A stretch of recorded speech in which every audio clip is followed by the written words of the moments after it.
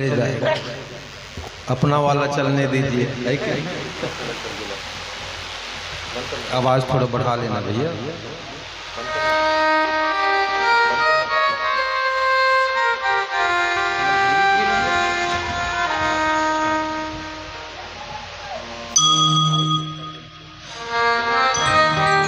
तो आज भागवत जी की कथा में हम प्रवेश करें। भागवत सुनने से पहले भागवत जी के नाम की महिमा है। जैसे राम कथा में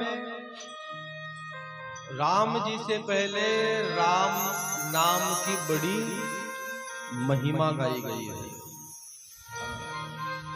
रामायण बाद में सुनोगे, पहले राम जी के नाम की महिमा है।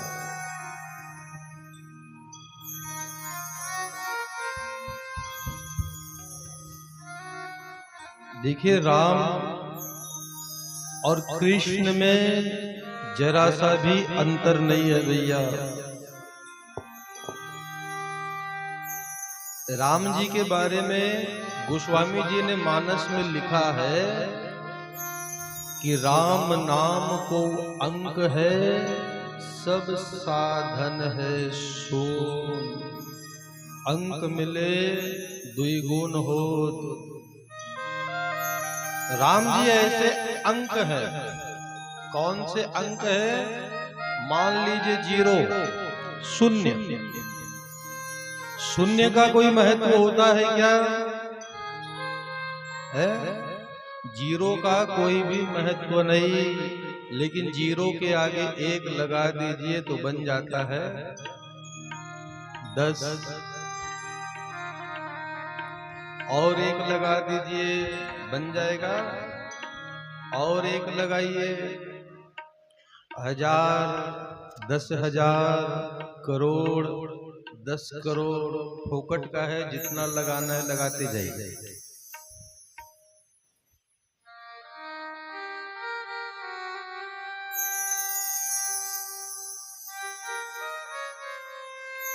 और उन सब के सामने से 1 को हटा दीजिए तो शून्य का कोई महत्व रहता है क्या?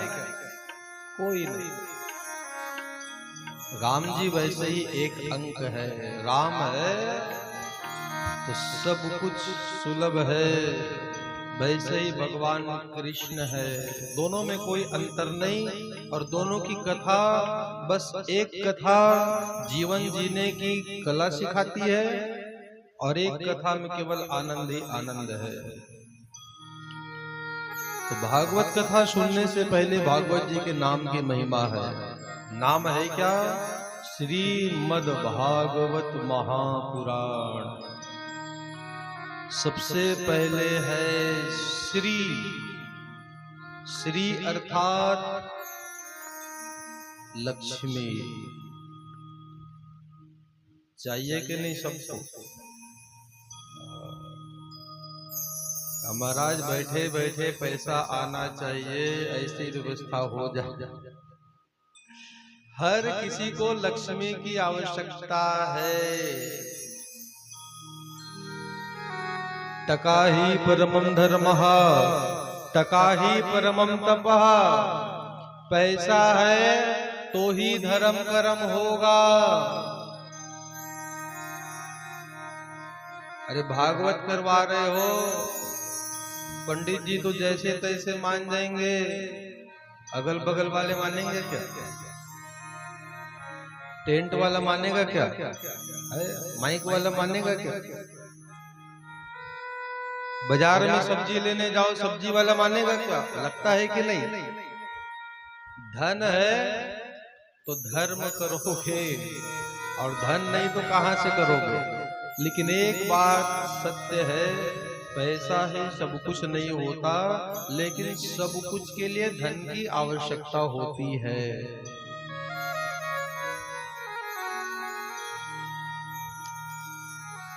तो भागवत सुनने से क्या प्राप्त होता है हमको? तो भगवान ऐसी कृपा करते हैं, सुदामा जिसके तन में एक ही वस्त्र था, वो भी कई जगह से कटा फटा। ऐसे सुदामा जी को 3 लोक का स्वामी बना दिए। भगवान की कृपा यदि आप पर हो जाए तो लक्ष्मी मिलने में देर नहीं होती। जो भी भक्त भागवत जी की कथा सुनते हैं, ठाकुर जी की कृपा से उनके घर का धन धान्य का भंडार पूरा भरा रहता है।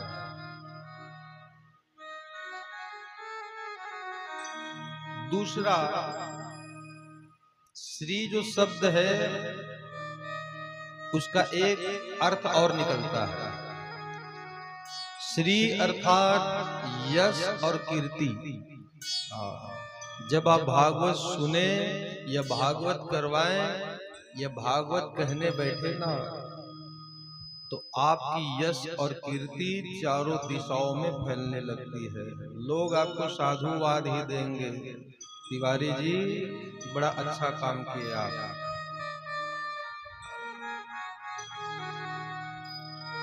भागवत कथा से लक्ष्मी की प्राप्ति, यश और कीर्ति की प्राप्ति।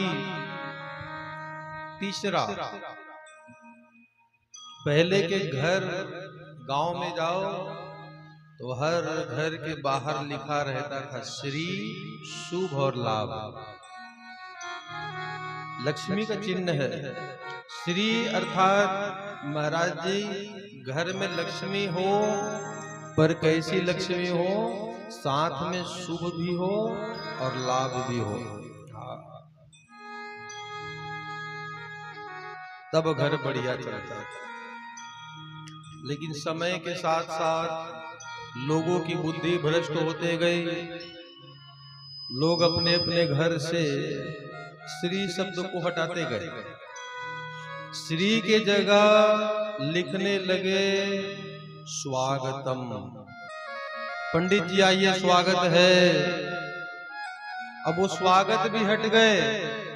शहर में बड़े बड़े घर में जाओगे तो बोर्ड में लिखा रहता है सावधान। किनसे सावधान? 2 पैर वाले से नहीं, 4 पैर वाले, कुत्तों से सावधान। अब समझ में ये नहीं आता कि घर में इंसान रहते हैं कि 4 पैर वाले रहते हैं, बस लिखा रहता है सावधान। तो लगा लीजिए भागवत से लक्ष्मी की प्राप्ति है, यश और कीर्ति की प्राप्ति है। इस कारण भागवत आप सुनिए, और जैसे ही आदमी के पास लक्ष्मी आ जाती है तब आगे लिखा है मद। मद अर्थात अहंकार। जो कभी कुछ देखा नहीं है, कुछ मिल जाए तो ऐसा अहंकार आता है मन में, फिर वो सामने वाले को कुछ भी नहीं समझता। और इसी मद को उल्टा करके पढ़िए तो क्या शब्द बनता है? मद को उल्टा करके पढ़िए, बनेगा दम। दम किसमें है? भागवत जी की कथा में है। आपके अंदर जितना अहंकार का बीज है ना, वो सब खींच करके निकाल लेंगे। मैं कल भी बता रहा था, यहाँ पर केवल राजा और रानी की ही कथा नहीं है भैया, जीव और परमात्मा की कथा है। रस ही रस भरा हुआ है भागवत में। यह 9 रस है, रस एक यहाँ। यह संतों की वाणी है, पानी नहीं। तन का मल तो कहीं धोया करो, मन का मल तो धुलता है यही। लक्ष्मी की प्राप्ति हो गई, मन का अहंकार चला गया, तो आगे शब्द मिलता है भाव। जब आपके अंदर से अहंकार चले जाए और भागवत कथा सुनने लग जाओ तो भागवत कथा है कैसी, भांति त्रैलोकी, तीनों लोगों के प्राणियों को भाने वाली है। कोई भी नहीं कहता कि बस बस हो गया पंडित जी, बोर हो रहे हैं, ज्यादा नहीं सुना। जहां कहीं भी भागवत होती है वहां भक्त पहुंच ही जाते हैं। क्यों जाते हैं? भागवत कथा तो वही है, लेकिन हर विद्वान के कहने की शैली अलग अलग होती है। हर कोई अपने अपने बुद्धि के अनुसार भागवत जी के तत्व को आपके सामने ला करके रखता है। इस कारण भागवत पुराना होते हुए भी नया है, और भागवत की कथा हर किसी को प्रिय होती है। लक्ष्मी आ गई, अहंकार निकल गया, लोग आपको भाने लगे। जब ये हो जाए तो गतिर्जस्या अलौकिकी। जो भी व्यक्ति भागवत को सुन लेता है, हमारे ठाकुर जी उनको ऐसी गति प्रदान करते हैं जिसका नाम है अलौकिक गति। हर किसी की इच्छा होती है पंडित जी जीते जी तो ठीक है, लेकिन मरने के बाद क्या हमको स्वर्ग मिलेगा। हर कोई चाहता है स्वर्ग, कोई नहीं चाहता नरक मिले महाराज। अच्छा एक बात सोचो, विचार किए हो, नरक 28 है और स्वर्ग 1 है। अरे भगवान को बराबर बनाना था, स्वर्ग लोक भी 2, 4, 10, 20 बनाना था, लेकिन भगवान को मालूम है पापी ज्यादा है और धर्मात्मा कम है, तो नरक में भीड़ बहुत होगी, तो नरक ला बना दी 28 और स्वर्ग बने 1।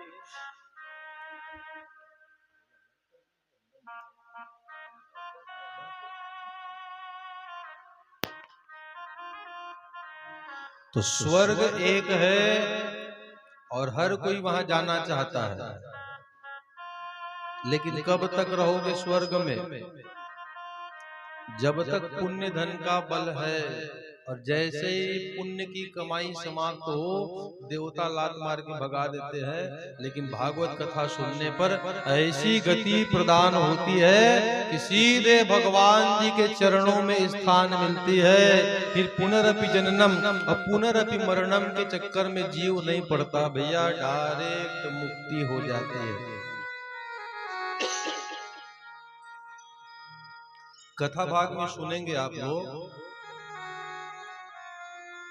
देवता और दानव, भक्त और राक्षस, ये सब कथा में आप सुनेंगे ना, तो भगवान जी क्या करते हैं, जो प्रेम से उनकी भक्ति करता है उनको भी मुक्ति प्रदान करते हैं, और जो तलवार लेकर लड़ने लग जाए, कृष्ण देख लूंगा, उसको ही मारे, उसको ही मुक्ति प्रदान कर दे। नारद जी ऊपर से देखे, बोले ये क्या तरीका है प्रभु, आपकी हर लीला गड़बड़ है। अरे जो प्रेम भाव से भज रहा है उसको मुक्ति तो ठीक है, लेकिन जो दुष्ट है, निशाचर है, जो सुबह शाम आपको गाली देता है, उसको भी मारकर आप मुक्ति प्रदान करते हैं। तो काहे आपकी भक्ति करते बैठे रहे, लड़ाई करना ही ठीक है आपसे। भगवान ने कहा नारद जी, मेरे हाथ से जो मरता है, मेरा नाम लेकर जो मरता है, वो तो मुक्त हो ही जाता है, लेकिन भक्त और दुष्ट दोनों की मुक्ति में अंतर है।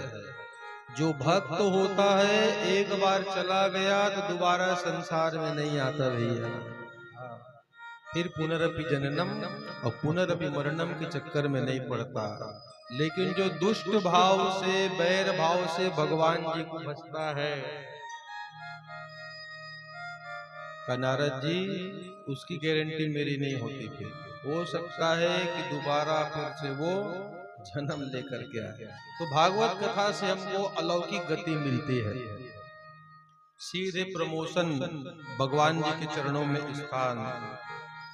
श्रीमद् भागवत आगे शब्द मिलता है वह अक्षर की क्या प्रधानता है।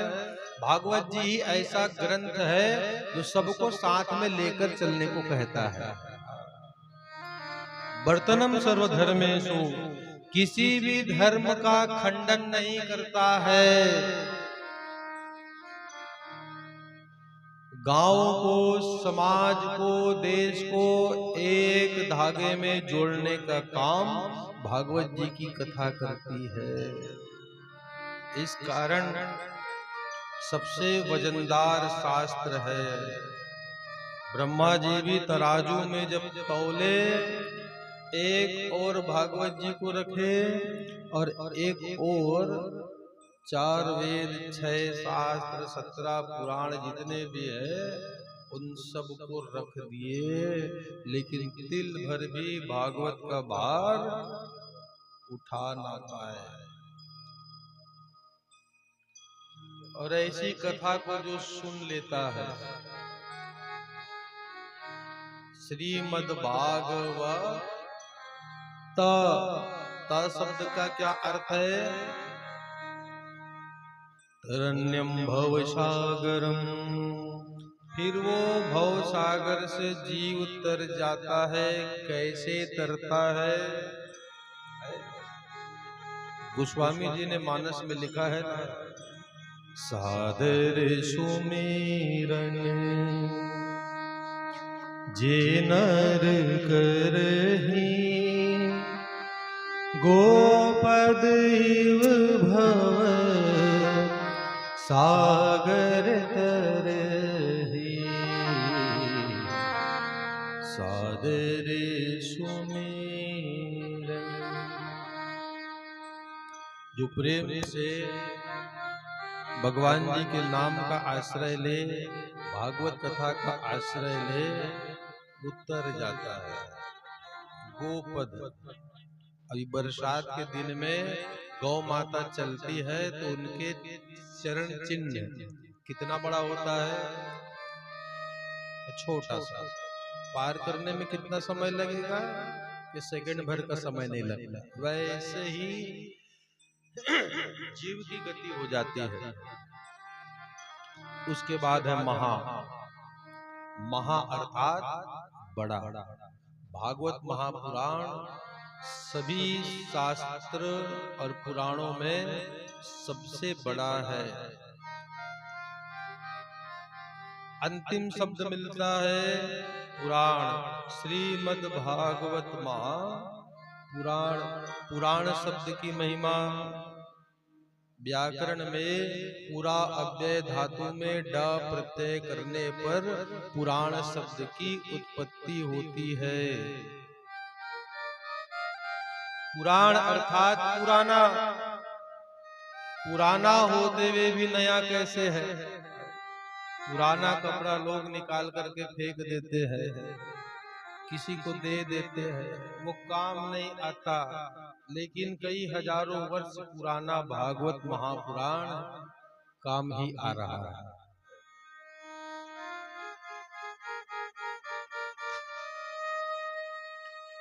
सुनने की जो जिज्ञासा है,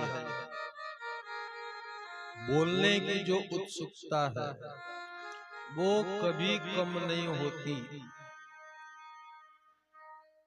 देखिए भागवत जी पुराना होते भी नए कैसे हैं। अलग अलग विद्वान अपनी कथा के माध्यम से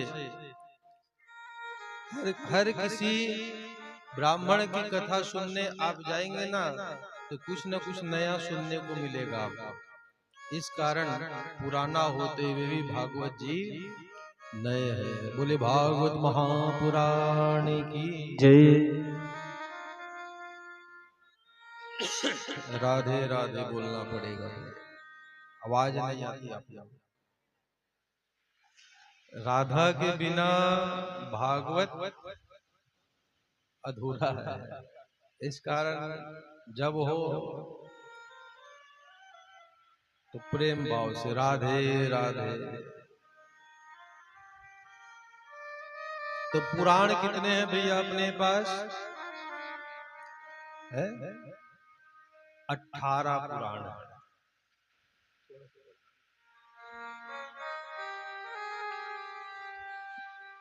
तो 18 पुराण ही क्यों बनाए?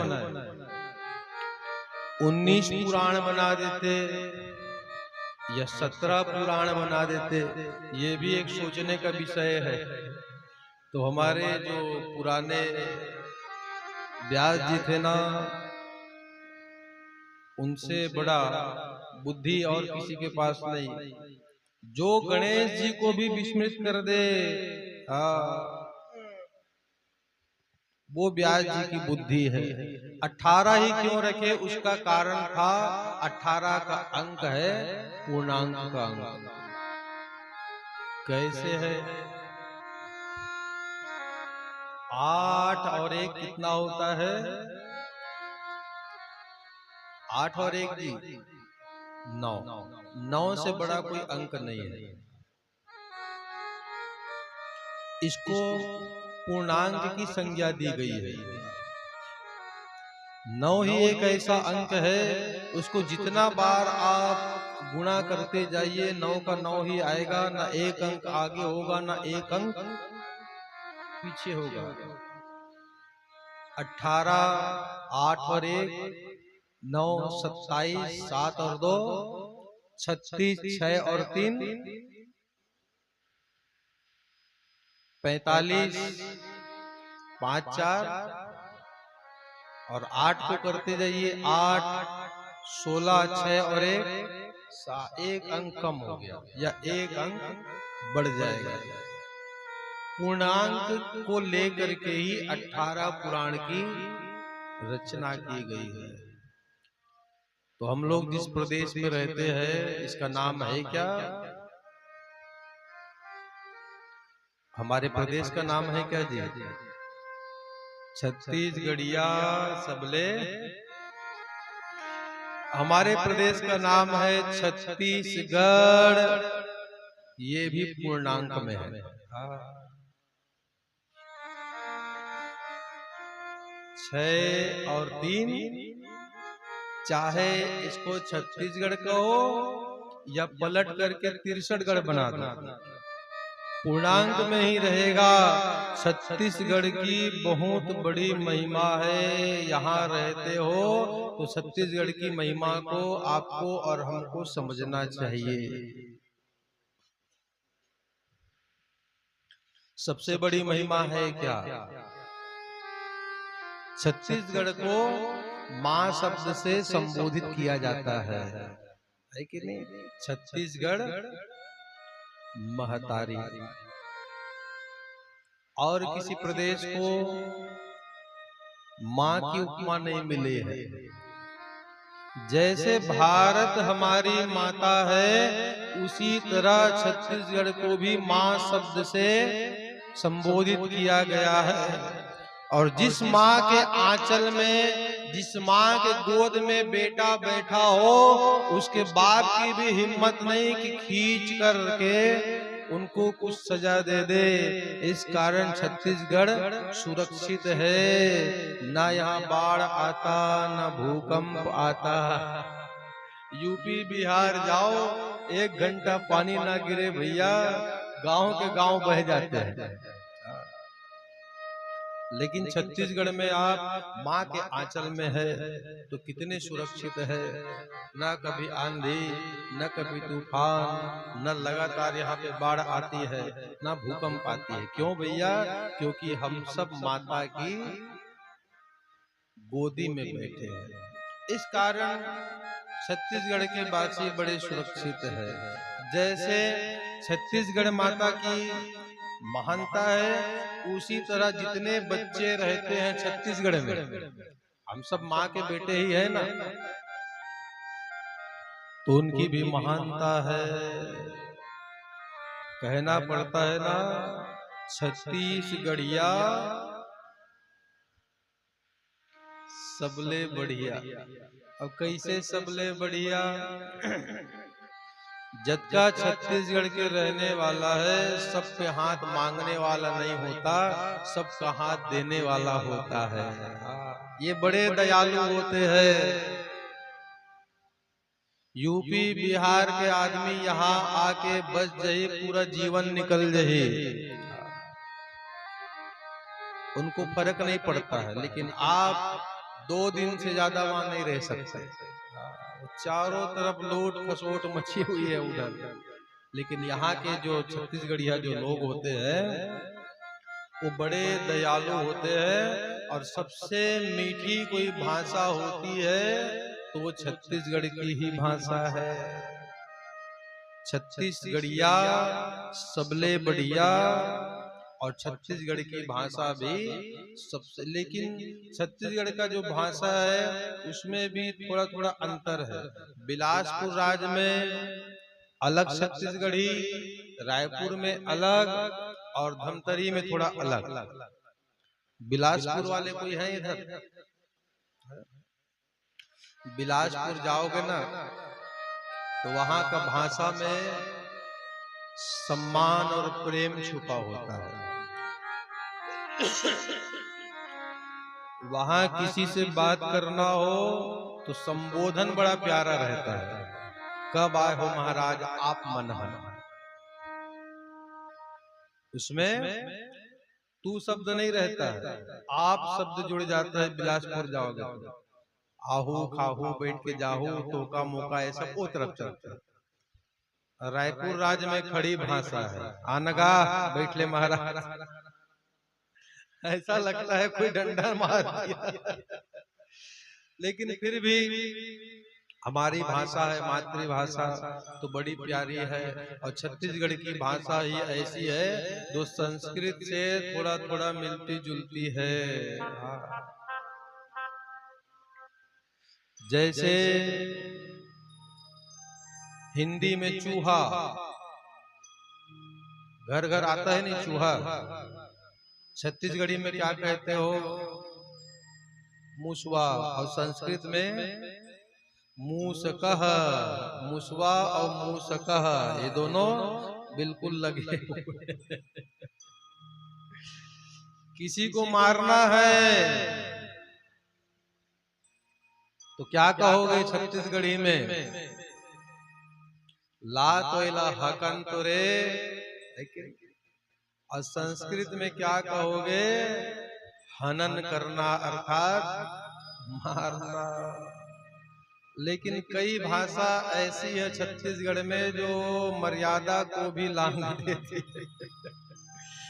जैसे हिंदी में अपनी धर्म पत्नी को क्या कहते हैं? हिंदी में धर्म पत्नी और धर्म पति। राजस्थानी भाषा में पत्नी को क्या कहते हैं? लुगाई, बिन्नी। और छत्तीसगढ़ी में क्या बोलते हैं?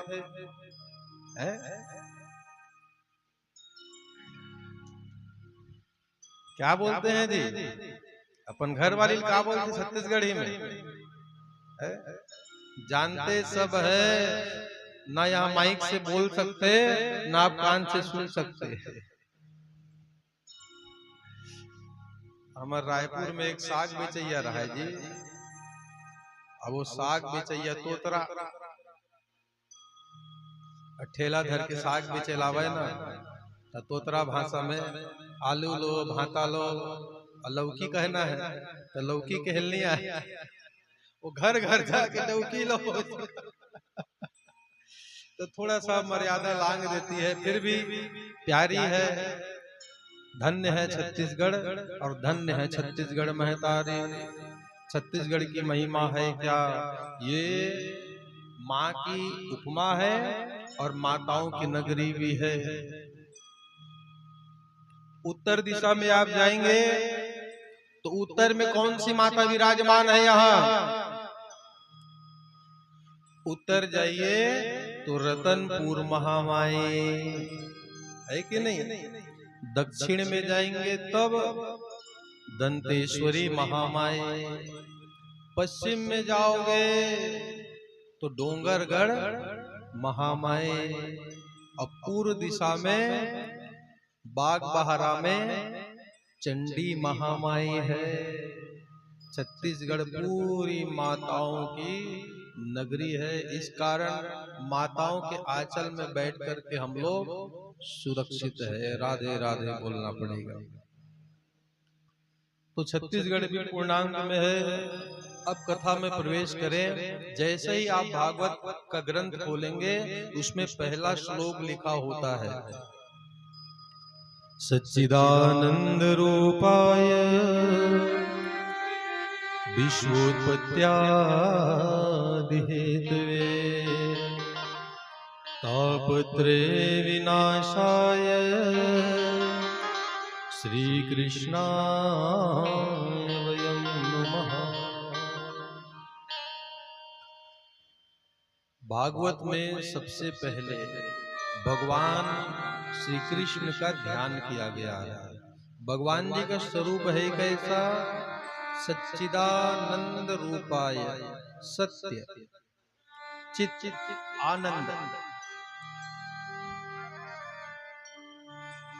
इन सब का समावेश जिसमें हो, सच्चिदानंद रूपाय विश्वोत्पत्त्यादि हेतवे, विश्व के उत्पत्ति के जो कारण है, जिनसे सारा विश्व उत्पन्न हो, या मान लीजिए सारा विश्व ही उन्हीं में समाया है।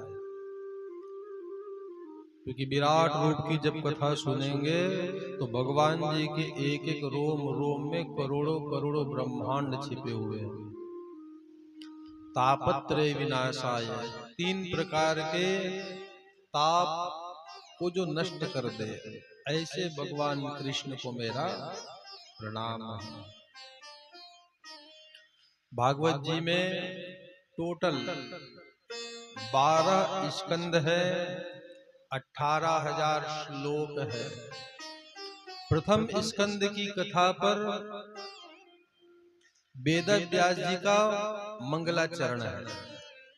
मंगलाचरण का है, किसी भी शुभ काम को आरंभ करने से पहले अपने इष्ट देवी देवता को याद करना ही मंगलाचरण है।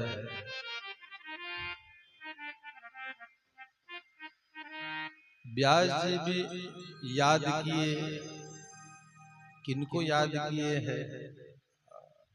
ऐसे भगवान जी का ध्यान धरे।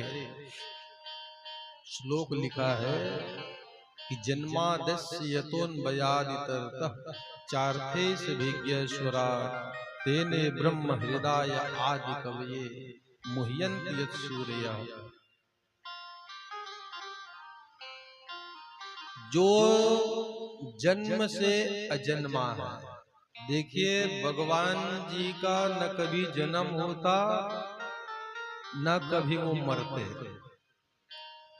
वो भक्त की भावना है। जब जब भक्त भगवान जी को पुकारते हैं वो किसी न किसी रूप में आ जाते हैं। प्रहलाद ने पुकारा तो खंबे को चीर करके आ गए। पुकार सच्ची होनी चाहिए। देवताओं को कष्ट हुआ तो देवताओं के लिए कभी मछली बन गए, कभी कछुआ बन गए, सूकर तक की मूर्ति भगवान जी ने धारण कर ली। जन्म से अजन्मे है।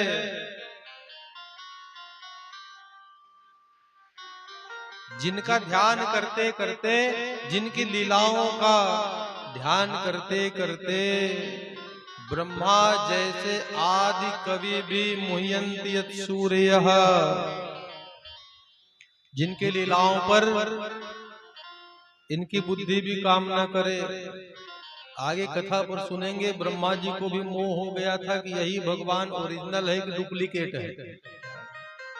ब्रह्मा की बुद्धि को भी जो विस्मृत कर दे, जो जन्म से अजन्मा हो, ऐसे परमात्मा का ध्यान व्यास जी ने किया। ऐसे परमात्मा का स्वरूप है कैसा? तेजो वारि मृदाम यथा विनिमयो जो तेज से भरे हुए हैं, और अंत में लिखा है सत्यम परम धीमहि। परमात्मा का स्वरूप है कैसा? सत्य। सत्य ही भगवान है और भगवान ही सत्य है। कल बता रहा था ना, इसी कारण तो राम नाम भगवान जी का स्वरूप ही ऐसा है।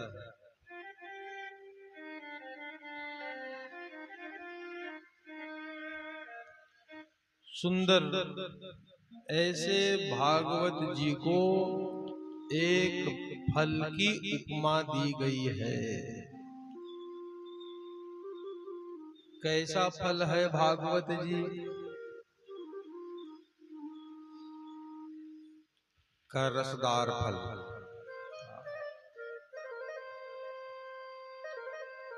तो फलों का राजा किसे कहा जाता है?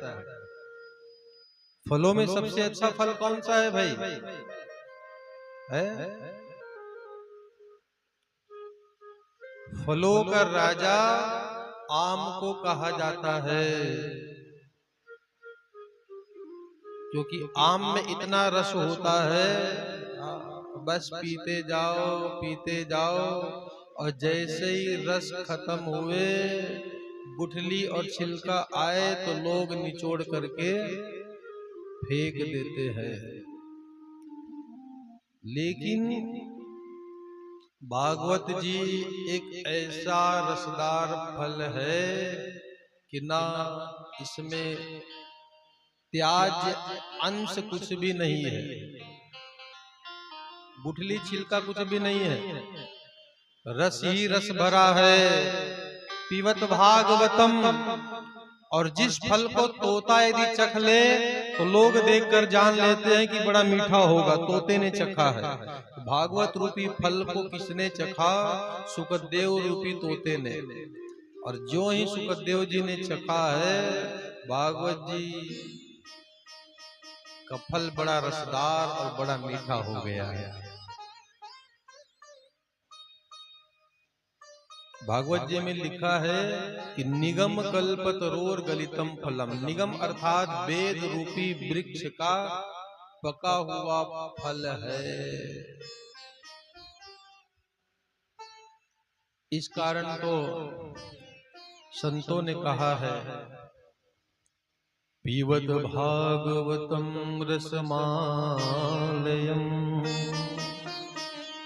भागवत कथा को पीना चाहिए। यहाँ पे एक शंका और होती है, कई संत महात्मा भागवत जी को आम फल की उपमा देते हैं, है कि नहीं? जैसे आम का फल रसदार है, उसी तरह भागवत जी का फल है। लेकिन आम के फल को चूसा जाता है, पिया नहीं जाता। चूसते हो कि नहीं? पीता है क्या कोई आम को? लोग चूसते हैं, और भागवत जी को चूसा नहीं जाता है, पिया जाता है। इस कारण एक तर्क यह भी है कि आम फल के बराबर नहीं, बल्कि उससे और भी ऊपर है।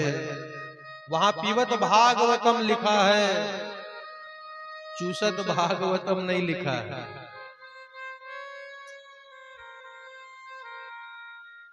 तो कब तक पीना भैया? जब तक जियो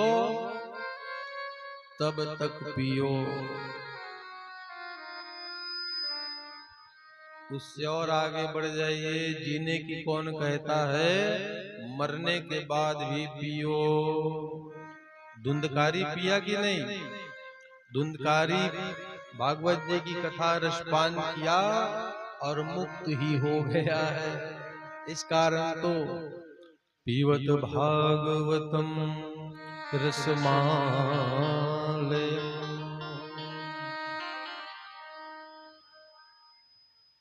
तो कब तक पीना है? जब तक जियो तब तक पीते रहो। और कहां से पीना है? कान से पीना है। और एक कान से पी करके दूसरे कान से निकालना नहीं है, पंडित मन के काम है, बहुत बोलते।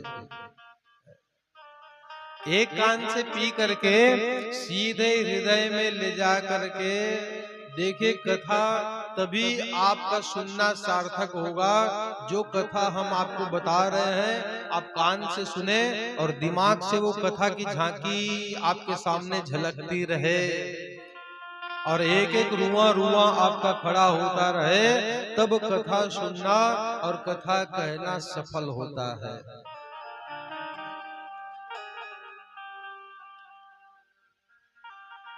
तो एक कान से सुन करके सीधे हृदय प्रवेश में ले जाइए और जब तक जियो तब तक पीते रहो।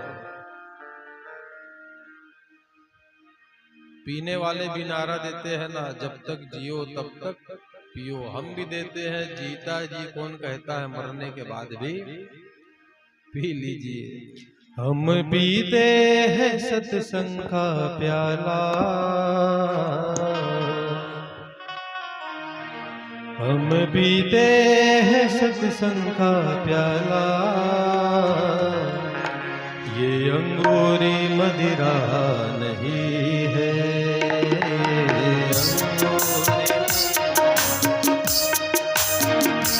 हम पीते हैं सत्संग का प्याला, हम पीते हैं सत्संग का प्याला, ये अंगूरी मदिरा नहीं है, ये अंगूरी मदिरा नहीं है। लोग पीते हैं पी के गिरते हैं, लोग पीते हैं पी के गिरते हैं, लोग पीते हैं पी के गिरते हैं, लोग पीते हैं पी के गिरते हैं। हम भी पीते हैं गिरते नहीं हैं, हम भी पीते हैं गिरते नहीं हैं, हम भी पीते हैं गिरते नहीं हैं, हम भी पीते हैं गिरते नहीं हैं। हम पीते हैं सत्संग का प्याला, हम पीते हैं सत्संग का प्याला, ये अंगूरी मदिरा नहीं है। दोनों हाथ से तालियों की सेवा करें। मेरे बाके बिहारी सांवरिया, मेरे बाके बिहारी सांवरिया, तेरा जलवा कहाँ पर नहीं है, तेरा जलवा कहाँ पर नहीं है। हरि बोल।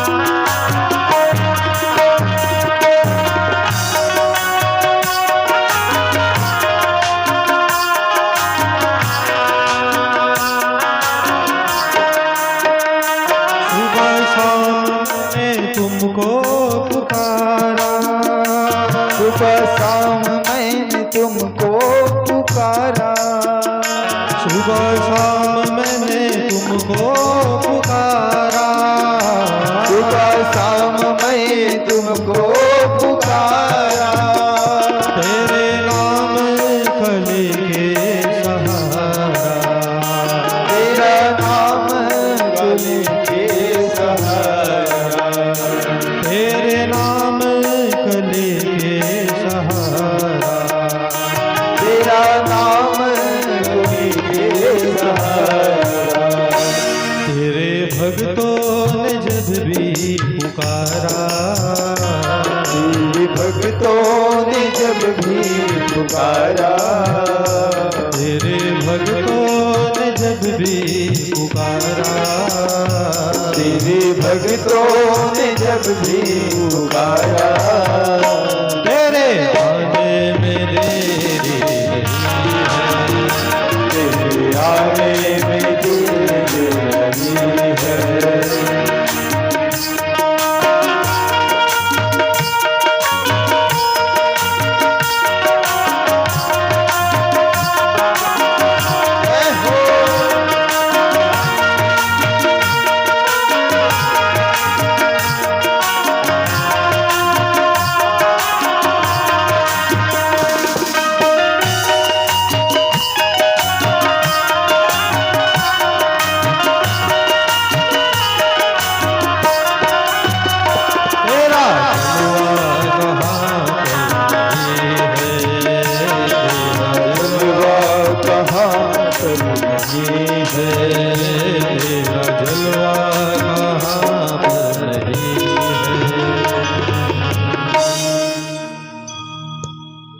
पिबत भागवतं रसमालयम्। भगवान कृष्ण की कथा केवल पीने की ही है, आचरण नहीं करना भैया। जीवन जीना हो तो राम जी की कथा से जीवन जीना सीखिए, उनके आदर्शों को अपने जीवन में उतारिए। लेकिन लोग उल्टा ही करते हैं। 16-16 हजार रानी महाराज, 2-4 हम भी रख लेते तो काबर भगवान रखे रही। तो उनसे मैं कहता हूं, भगवान जी 7 दिनों तक गोवर्धन पर्वत भी धारण किए थे, छीनी उंगली में। तुम पूरा पंजा में 7 घंटा घर के सिल्लोड़ा धारण करके देखना, उठा लो तो कर ले।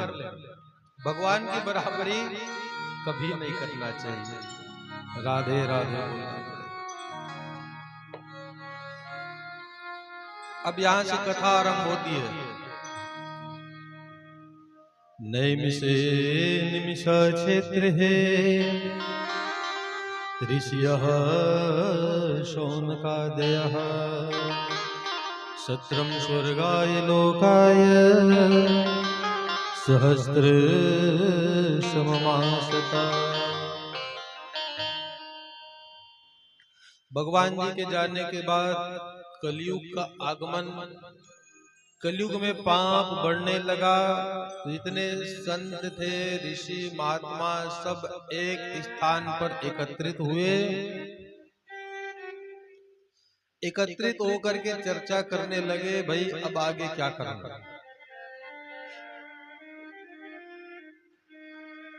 पाप कर्मों के कारण लोगों की बुद्धि होगी भ्रष्ट, तो लोगों की बुद्धि कैसे सुधारी जाए, कैसे उनको भगवान की कथाओं में, भगवान के पूजन में, भगवान की ओर उनके मन को लगाया जाए।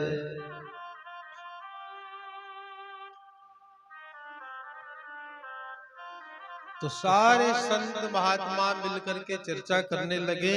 तो चर्चा का फल ये हुआ, संवाद होने लगा है। तो सबने कहा क्यों ना मिल करके एक ऐसा यज्ञ करे जिससे सारे विश्व का कल्याण हो।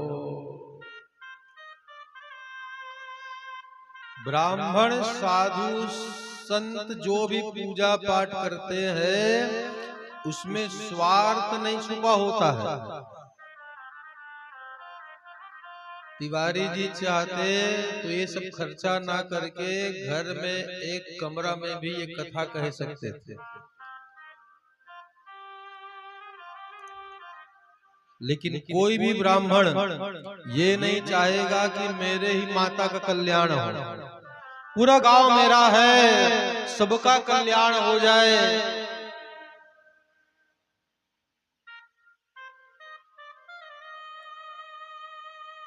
तो सुंदर यज्ञ करने का सुझाव सबके मन में आया।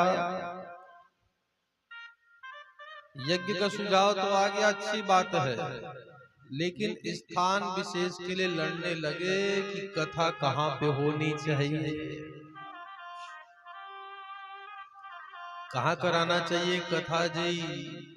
कई लोगों का भाव रहता है महाराज घर के कमरे में, अच्छी बात है, वहां भी संभव है, लेकिन उसमें केवल आपका कल्याण होगा और बाकी लोगों का। तो जितने संत महात्मा थे जो जिस दिशा से आए थे, कोई काशी से आया है वो कहता है नहीं काशी में ले जा करके यज्ञ करेंगे, बद्रीनाथ से जो आए वो कहते बद्रीनाथ में, जगन्नाथ से जो आए वो कहने लगे जगन्नाथ में, समुद्र के किनारे आपस में अपनी अपनी ओर खींचतान होने लगी। तो वहां धीरे धीरे विवाद उत्पन्न होने लगा। बूढ़े बूढ़े संतों ने कहा आपस में क्यों लड़ना, अरे विश्व का कल्याण करने जा रहे हैं, हमसे सबसे पयोवृद्ध है ब्रह्मा जी, तो ब्रह्मा जी पास जाया जाए और ब्रह्मा जी ही जो स्थान बतलाएंगे उसी स्थान में हम लोग मिल करके यज्ञ कर लेंगे। तो 88,000 शौनकादि ऋषि एक मुहूर्त में सीधे पहुंचे ब्रह्मा जी के पास और ब्रह्मा जी का अनुनय विनय वंदन करने लगे, आने का कारण पूछे, सारे कारण को बतलाए। तो ब्रह्मा जी ठाकुर जी के श्री चरणों का ध्यान किए, भगवान जी के चरणों का ध्यान किए। ब्रह्मा जी का ठाकुर जी अब आप संभालो। तो ब्रह्मा जी के मस्तिष्क से एक चक्र प्रगटा जिसका नाम था मनोमय।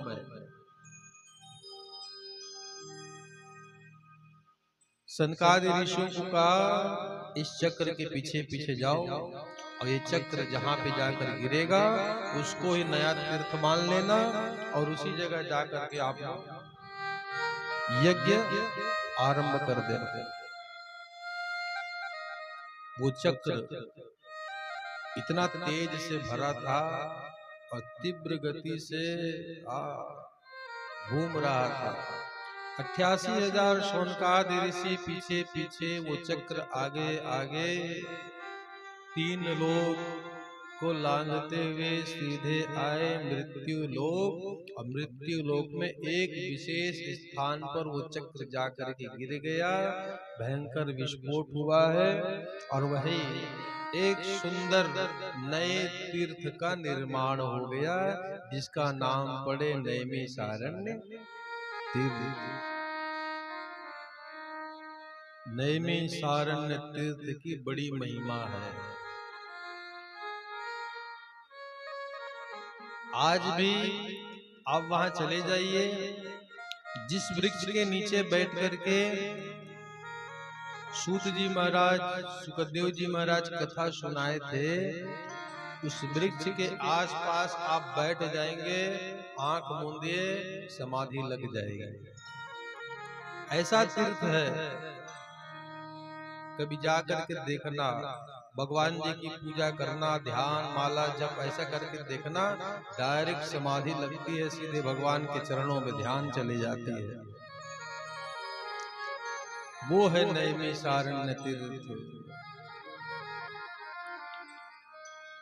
तीरथ बरने मिघ विख्याता, अति पुनित साधक सिद्धिदाता। राम जय राम, जय जय राम, श्री राम जय राम, जय जय राम।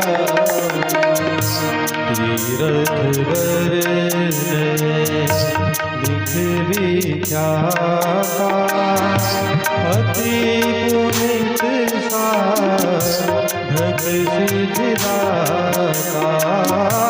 अति पुनित साधक सिद्धिदाता। ये नैमिष नैमिषारण्य तीर्थ की महिमा है। तो 88,000 शौनकादि ऋषियों को नया तीर्थ मिले और वहां पे सुंदर यज्ञ आरंभ हो गया है। सभी देवी देवताओं का पूजन चल रहा है, सबको बराबर आहुति दी जा रही है। एक विशेष बात थी उस यज्ञ में कि दिन और तिथि का कोई बंधन नहीं था। हमारा यज्ञ 7 दिन का है, गौकर्ण और गीता करके 9 दिन, 10वां दिन कोई नहीं दिखने वाले, लेकिन उनका यज्ञ अनवरत चलता रहा।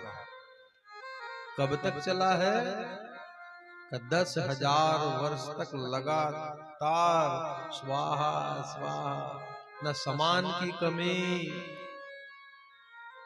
न मनोबल की कमी, हो भगवान की सेवा में लगे हैं। उसी समय सूत जी महाराज वहां से गुजर रहे थे। 88,000 ऋषियों को यज्ञ करता देखकर समीप उत्सुकता बस जाने लगे कि मैं भी जाके यज्ञ नारायण जी के दर्शन कर लो। 88,000 ऋषियों ने सूत जी को आते देखकर बड़े प्रसन्न हो गए।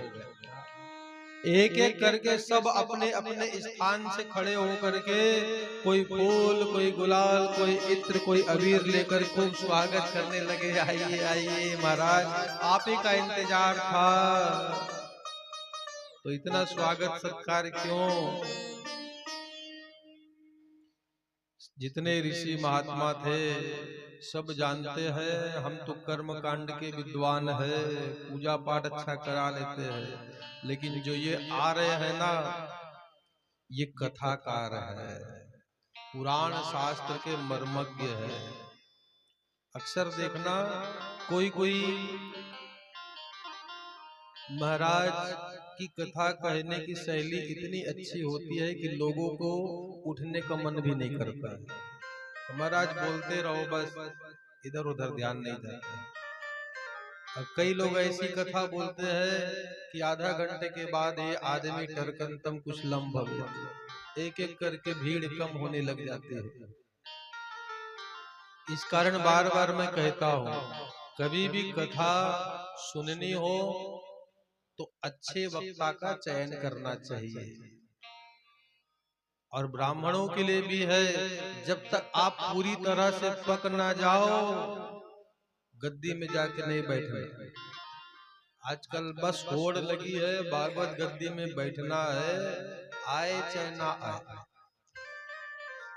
जिसको एक श्लोक बोलने नहीं आता है, जो सारी मर्यादाओं को भंग कर दे। आजकल क्या है, टोटल मनोरंजन की वस्तु,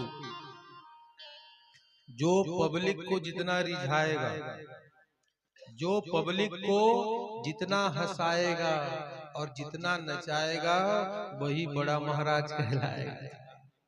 और जो प्रेम से कथा कहेगा उसको पूछने वाला कोई नहीं। ये कलयुग का प्रभाव है, धीरे धीरे कथा कम बोलना नहीं चाहिए। अभी रायपुर में हमारे घर के पास ही एक माता जी हैं, कोई शिव पुराण पढ़ने आई थी। कथा बोलती थी तो ऐसे लगता था मानो किसी को डंडा मार रही है। 15 मिनट कथा ना होए फिर संगीत वाले को इशारा कर दे, भैया भजन चालू करो। 2 से लेके 6 बजे तक की कथा में कम से कम 10 से 15 भजन हो जाता है। और सुनने वाले भी वैसे ही है, बहुत अच्छा बहुत अच्छा। उनको कथा से थोड़ी मतलब है, उनको बस नाच गाना चाहिए। कभी भी कथा कराना हो तो अच्छे वक्ता का चयन करना, जो भगवान की कथा तो वही है, लेकिन उस कथा का भाव निकाल के आपको दे।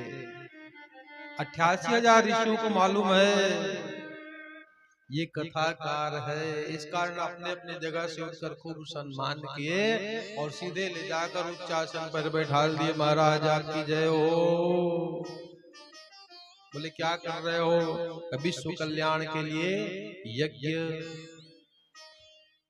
अब आप आ गए हैं तो हम सबकी यही प्रार्थना है महाराज, 1 जून अर्थात सुबह 7 से 12 बजे तक चले यज्ञ, और जैसे 1 बजेगा 1 से 5 बजे तक आप हम सबको भगवान जी की कथा सुना देना। त्वया खलु पुराणानि सेतिहासानि सानघा आख्यातान्यपधीतानि धर्मशास्त्राणि यान्युतः। सूत जी निवेदन है, हमने सुना है और हम जानते हैं कि आप निष्पाप हैं, आपके मन में कोई भी छल और कपट नहीं है। पुराण और ग्रंथों का आपने खूब अध्ययन किया है, इस कारण मुक्ति को प्रदान करने वाली भगवान की कोई ऐसी कथा बताएं जिससे संपूर्ण विश्व का कल्याण हो। सुनते ही सूत जी महाराज बड़े प्रसन्न हो गए। कथा किसके लिए है? जिसके मन में जिज्ञासा हो कि अब क्या होने वाला है, पंडित जी कौन सी बात बताने वाले हैं। उत्सुक व्यक्ति के लिए, जिज्ञासु व्यक्ति के लिए भागवत जी की कथा है और सारे श्रोता जिज्ञासु हैं। देखकर सूत जी बड़े प्रसन्न हुए। कथा भाग में बतलाया गया है कि सूत जी महाराज जो थे उसी समय गंगा नदी के किनारे जब सुखदेव जी महाराज राजा परीक्षित को कथा सुना रहे थे ना, तो सूत जी भी बैठकर सुने।